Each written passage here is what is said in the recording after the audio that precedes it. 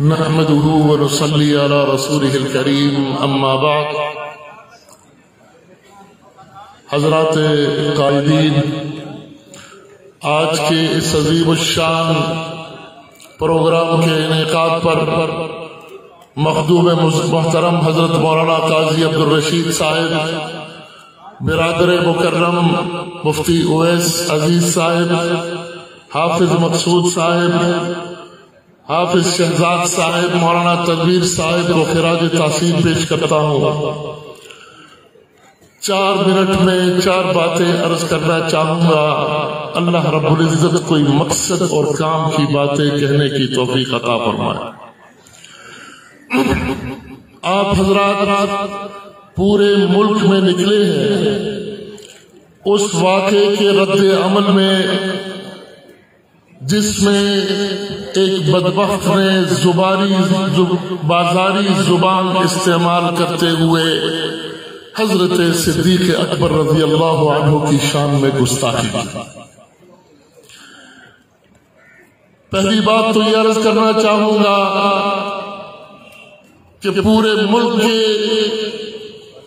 مسلمانوں نے سڑکوں پہ آ کر جواب دے دیا ہے اور یہ طے شدہ بات ہے قیامت تک اس میں کوئی ترمیم قبول نہیں کہ اگر صدیق اکبر مسلمان نہیں تو اس دھرتی پر کوئی بھی مسلمان نہیں ہو سکتا. یہ آواز آخر تک پہنچ رہی ہے کہ نہیں؟ لیکن تمہاری آواز کہیں تک نہیں پہنچ رہی. اگر صدیق اکبر کا ایمان قبول نہیں تو پھر کسی کا بھی ایمان قبول ہے. دوسری بات، پشاور کی ختم نبوت کانفرنس،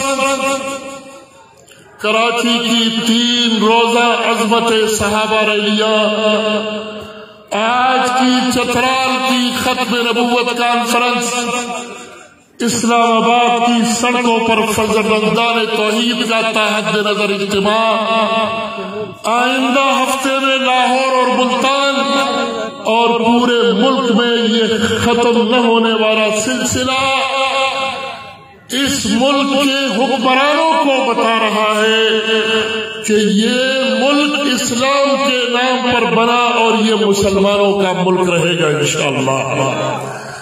یہاں یہودیوں کی سازشیں ہم قبول کرنے کے لیے تیار ہیں.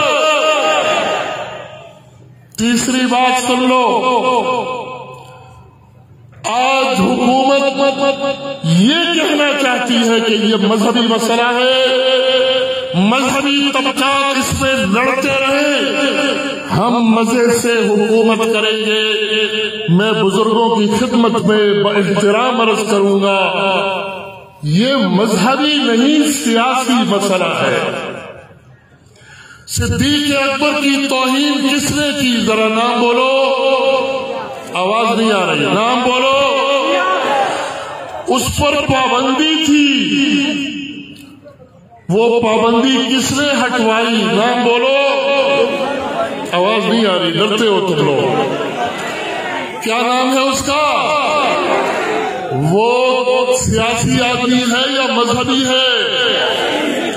وہ کس کا مشیر ہے، ایڈوائزر ہے، کس کا ہے؟ تو پھر یہ مسئلہ مذہبی ہے یا سیاسی ہے؟ وہ شخص اس سے پابندی ہٹواتا ہے. آج وزیر اعظم اس مشیر کی مرضی کے بغیر شاید گھر بھی نہیں جا سکتا، وہی اسے فرار کرواتا ہے.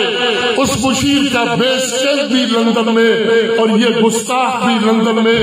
کوئی تانے بانے تمہیں ملتے ہوئے نظر آتے ہیں یا نہیں آتے؟ یہ مسئلہ سیاسی ہے. اور آخری بات عرض کرنا چاہوں گا، آپ کی خدمت میں یہاں ہماری وہ تنظیمیں موجود ہیں جو توحید و سنت کے لیے کام کر رہی ہے، وہ تنظیمیں موجود ہیں جو ختم نبوت کے لیے کام کر رہی ہیں، وہ بزرگ تشریف فرما ہیں جو دفاع صحابہ کی محنت کر رہے ہیں.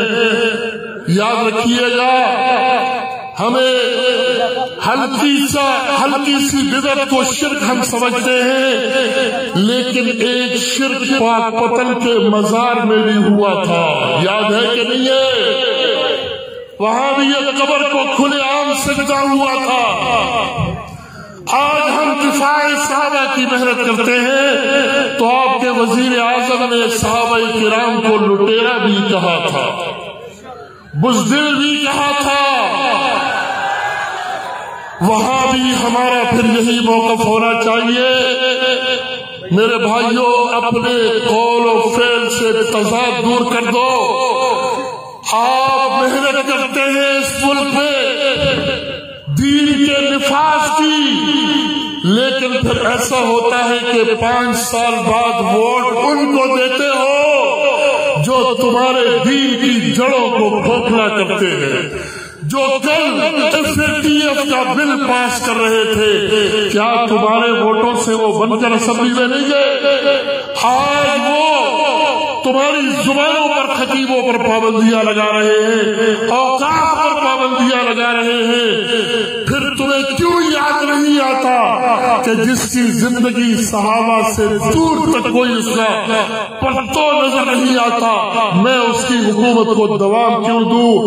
بس حکومت سن لے، ریاست ادارے سن لے، فرزندان توحید کا اعلان ہے اس ملک میں توہین رسالت، توہین صحابہ، توہین قرآن کسی صورت بھی برداشت